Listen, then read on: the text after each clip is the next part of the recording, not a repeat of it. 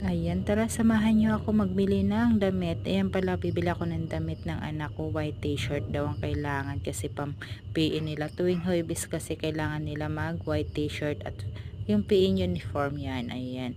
Kaya yan, bibilihan natin ng white t-shirt para patatakan daw nila yan. Kasi para alam nila kung anong section sila o sinong teacher nila o charot lang. Para maganda tingnan, di ba, na pare. Kaya ayan. Kaya yan, titingin-tingin na rin ako kasi yan lang talaga yung budget ko pang bili ng white t-shirt niya. Kaya ayan, titingin-tingin lang tayo kasi wala naman tayong pambili. Charot. Ayan guys, hanggang tingin-tingin ako dyan kasi ang dami talagang damit. Parang dami kong gusto. Kaya lang kasi wala akong pambayad. Kaya hanggang tingin na lang tayo muna. Bibili tayo pag may budget na tayo, makabudget tayo. Kaya ayan, oh, ang daming damit dito guys, mamili lang tayo, may pang babae, may panlalaki, may pang matanda, may pang bata, charot lang. Ayan na guys.